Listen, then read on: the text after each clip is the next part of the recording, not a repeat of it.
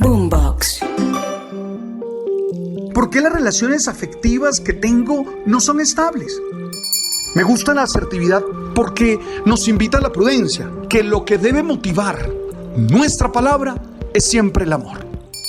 Eres tú, y eso ya es la base para salir a conquistar muchas metas, para luchar por dar una mejor versión y disfrutar la vida de manera plena.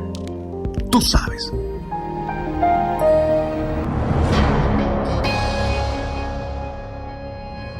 Mi sobrino me mira y con su firmeza de siempre me pregunta: tío, ¿para qué sirve la espiritualidad? Le respondo con cariño, pero tratando de conectarme con él y generarle esas inquietudes que le permitan desarrollar su espiritualidad. Le digo, la espiritualidad nos ayuda a gestionar de manera adecuada nuestras emociones. Es decir, alguien que tiene prácticas espirituales está más propenso a saber responder emocionalmente a los estímulos que a diario recibe. Me vuelve a mirar con cara de aprobación, pero me dice: ¿y me das un ejemplo? Claro que sí, Tiago. Claro que puedo darte un ejemplo. Una de las emociones más difíciles de controlar es el miedo. Nos cuesta gestionar el miedo. Nosotros sabemos que es sano experimentar miedo, ya que esta es la forma como nosotros nos damos cuenta de las dificultades, de los riesgos, de las amenazas. Pudiéramos decir que el miedo nos permite alertarnos frente a situaciones que nos ponen en peligro. Pero no solo eso, también nos ayuda a prepararnos físicamente para responder ante esas situaciones de amenaza. Pues Tiago, yo creo que una buena experiencia espiritual nos ayuda a reconocer, aceptar y expresar adecuadamente nuestro miedo, nuestro temor. Cada uno vive su experiencia espiritual desde prácticas concretas, propias, personales. Cada uno sabe qué espacio espiritual le permite crecer. Yo particularmente, Alberto José, vivo mi experiencia espiritual en medio de mi fe cristiana. Soy creyente católico y mis prácticas espirituales están siempre vividas desde ese marco referencial. A mí, el salmo o los salmos, es decir, esas poesías, esas oraciones, me ayudan a gestionar mis emociones. Estoy convencido que los salmos, que son una experiencia que compartimos en el judaísmo y en el cristianismo, producen en los lectores orantes maneras de comprender las situaciones y las emociones que viven. Quiero compartir con ustedes que están conmigo hoy en este episodio, así como lo hice con mi sobrino Tiago, un salmo que a mí me ayuda a enfrentar, a gestionar el miedo. Cada vez que estoy en situaciones de amenaza por cualquier experiencia, uso este salmo. Un salmo que sé de memoria desde que hice mi primera comunión. Lo aprendí en la versión de la traducción Nácar Colunga. Luego recité este salmo muchas veces en la liturgia de las horas, con los seminaristas y con los presbíteros. Ustedes saben que en mi función participé de esas dos etapas. Rezarlo me llena de una confianza que me permite no tenerle miedo a las duras situaciones que a diario puedo vivir. Cuando repito sus versos, me inunda un río de serenidad que pacifica los rincones inquietos de mi alma. Meditarlo hace que un aguacero de alegría empape con cada gota cálida todo mi ser. Lo repito al levantarme antes de disparar una serie infinitas de acciones de gracias por todo lo que vivo. En algunas madrugadas frías, cuando despierto ante el mínimo movimiento en mi cuarto, lo digo para sentirme amado, protegido y bendecido. Nunca lo he tenido abierto en una Biblia sobre algunas de las mesas de mi casa, porque no creo en fetiches. Pero respeto a quien lo hace. Sí, estoy hablando del Salmo 91. Según un estudioso de los Salmos, Hermann Gunkel, este salmo pertenece a los llamados salmos sapienciales. Y él cree eso por su tono reflexivo, por su tono didáctico sobre una de las situaciones diarias más complejas: el miedo, el temor humano. De alguna manera, el salmista responde a los miedos que a diario experimentamos todos los humanos. El miedo que nos descontrola, haciéndonos actuar de una manera irracional, o nos paraliza hasta el punto de no poder responder a la amenaza que enfrentamos.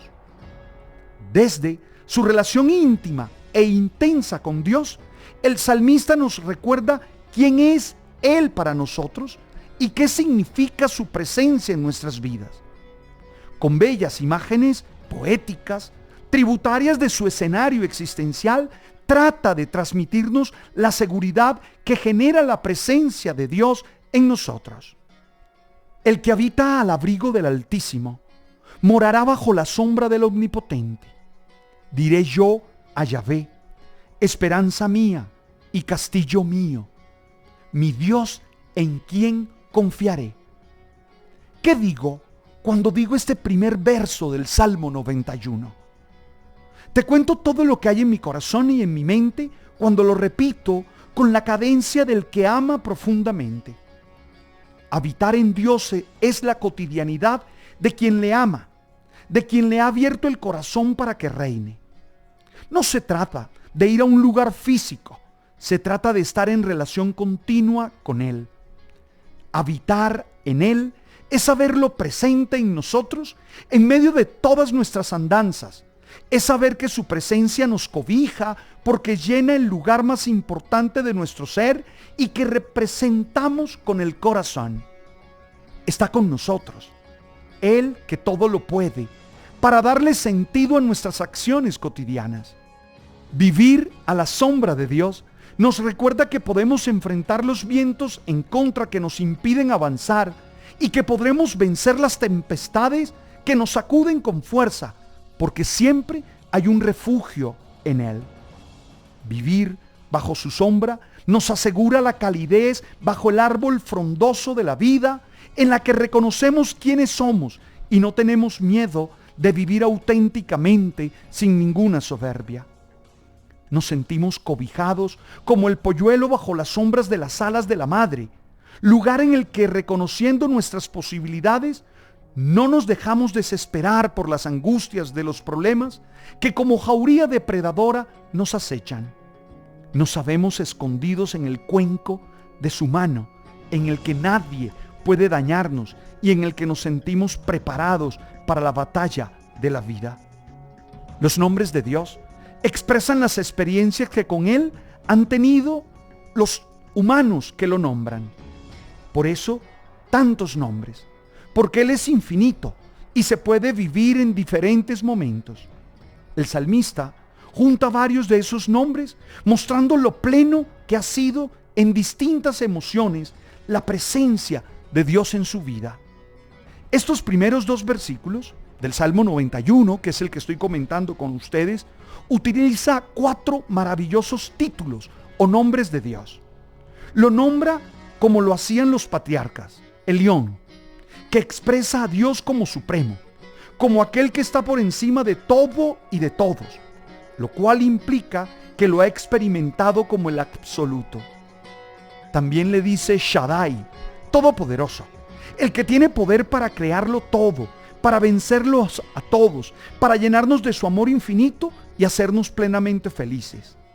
A ese que da esperanza porque es Yahvé, que me gusta entenderlo como yo soy el que seré. Así lo traduce la traducción ecuménica bíblica, y que nos hace saber que el futuro es su tiempo constitutivo y lo podemos esperar y construir con esperanza, con la seguridad de que Él siempre tendrá bendiciones para nosotros. Y Elohai o Elohim, es decir, el que tiene fuerza y poder para defendernos de todo y de todos. Oye, teniendo estas experiencias de Dios, no es extraño que el salmista jadee diciendo: esperanza mía, castillo mío, ni que quien vive esa relación intensa e íntima con Él y lo ha experimentado como quien lo defiende y cuida, clame que en Él siempre tendremos esperanza, porque Dios no defrauda.